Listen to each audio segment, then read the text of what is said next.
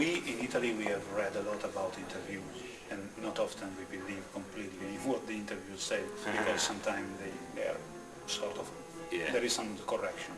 So I wonder if it's true that you have been asked to join again Megadeth, like somebody has spread around. Well, yeah, I mean, I'm in touch with all the guys, you know. Mostly Elvson and Mustaine and I email each other every once in a while. Sometimes we talk on the phone.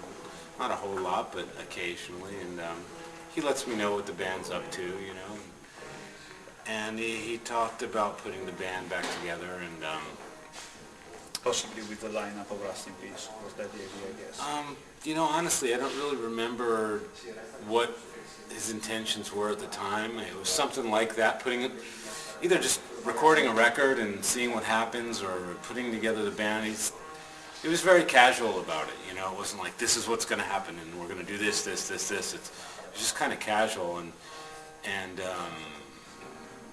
I was really flattered to be asked, but I'm doing really what I want to do now in Japan, and if I were to do something with Megadeth, I would need to know a little bit more details about what was planned. I don't want to just pick up where we left off, you know, and that's sort of... It's a sort of page that has been closed. Yeah, you know, I think where I left the band was I left a great history with the band. I'm very proud of everything I've done in Megadeth. Just wonderful music and great shows. I mean, probably over 1,000, maybe 2,000 shows almost, you know, and I'm very proud of it, you know. So, like, unless there's something that's going to make me want to change that history, you know, I'm completely happy doing what I'm doing in Japan, and this is not the time. Who knows what will happen in the future? I mean, I would like to stay, you know, really good friends. I mean, there's no way you can share 10 years like that, closer than brothers. It's way closer than brothers, you know, and just doing things that you only dream about with people for 10 years. And you can't just throw that away. It's like a wet Yeah, you really can't, and it's always there. So, like, I really hope to continue a good relationship personally with everybody. And who knows what will happen in the future? You know, you just never know. About your instruments, in that time you were obviously under Jackson. Yeah. Now you are here to introduce Ibanez. Yeah. You still have something for the Kelly, your model? I have all my Kellys. I have them, yeah.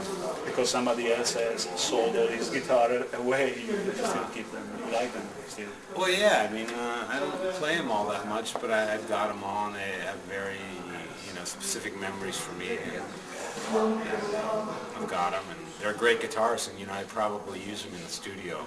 Yeah. For certain things if necessary, but... There was the video, the official video of the making of Euthanasia. I guess you were interviewed and you had said that you like to use many different things. There was a Fender, many other kinds of guitars.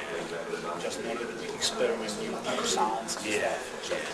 Got to do it, you know. Even back then when I was strictly Jackson, I had a lot of other guitars around, like you saw, and I even borrowed a guitar from David Ellefson to do some recording.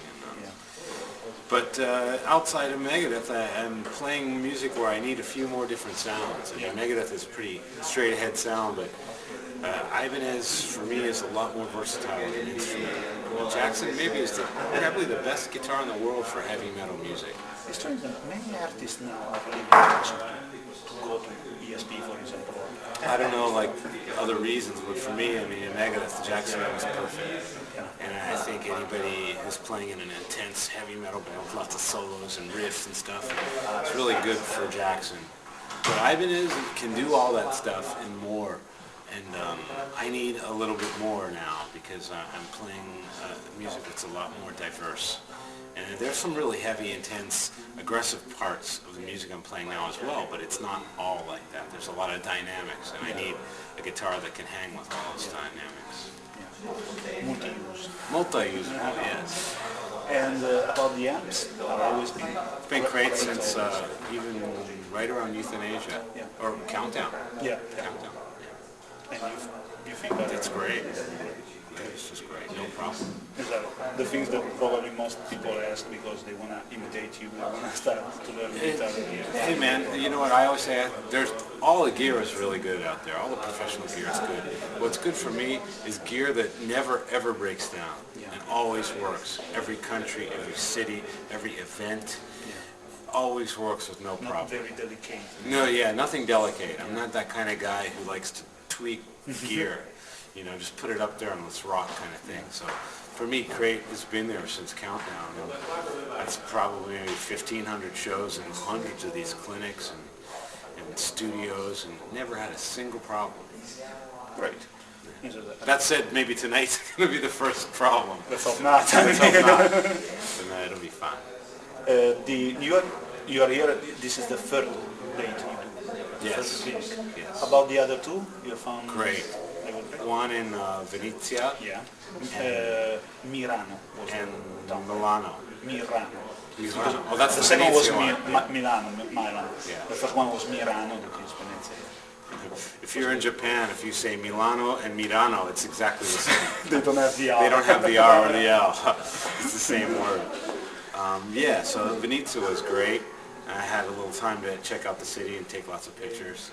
And the fans were just amazing. I'm just really surprised, you know, and ever since I left Megadeth, I do these clinics, more people have showed up to the clinics than when I was in Megadeth. It's like, where were you then? Because they're asking me about Megadeth, they're asking me about new stuff. And because they miss you. yeah, I guess so. They didn't miss me back then.